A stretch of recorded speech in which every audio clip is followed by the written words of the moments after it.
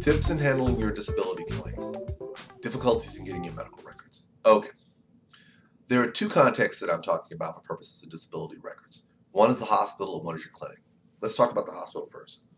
Let's say you go to the hospital and you get admitted to the hospital and you're there, or even ER visits. If you know that you're going to need copies of those records to Social Security, you got two options. You can let Social Security try to get them on their own. That may take a little while, or you can try to get them. Here's what I tell people. A lot of times, if you're in the hospital, they're not going to release those records. They just typically aren't, because you're still getting treated. You're getting ongoing treatment. What you want to find out from the medical records section is when you're leaving, how long after you leave will it be before those records are released or available to be released? Because if they tell you, well, it takes a week, great. Come back a week later and get a copy of those records to provide to Social Security. Or let Social Security know the moment, if you're at a point where they can get your records, let Social Security know the moment you get out of the hospital so that they can ask for those records. Because some hospital providers, they can get them to you the same day that you get out, some a week, some 30 days. Find out so that you know. And one of the difficulties that some people have with hospital visits that always trips me out is that they don't tell Social Security that they've been in the hospital, or they wait like a month or two later and say, oh yeah, by the way. Clinics and providers,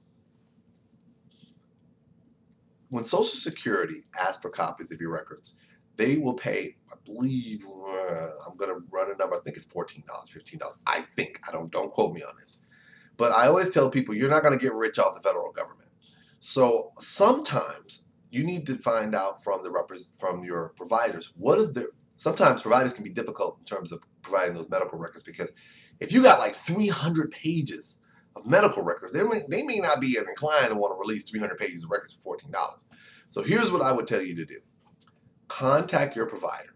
Tell them that you're applying for disability benefits and what is their process by which they release medical records for purposes of Social Security.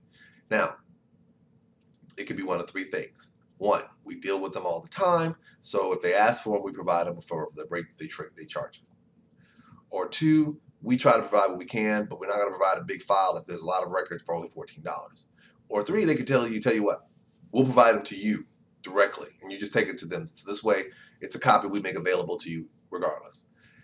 However, we'll either make you pay us, or we'll give them to you for free. Find out, when you're going through the disability benefits, find out whether it be a clinic, a private doctor, hospital, what is their policy for releasing medical records for Social Security cases, both to Social Security, to you, both Social Security, you, or your representative. So if Social Security contacts them, what do? If you ask for those records, what's the policy? And if your representative does, what's the policy? Because the ultimate thing is, raise your hand, how many times have you gotten mad because Social Security's denied you and you looked on the denial and you didn't see a provider on there that you told them about? Well, you want to find out ahead of time, because you don't want to be in a situation where you're thinking that doctor could have made the difference. Because you're right, they could have made the difference. But if you don't know what their policies are with regards to those medical records, then you won't know how to adequately get the information that they need to Social Security so that they can make a finding regarding your case.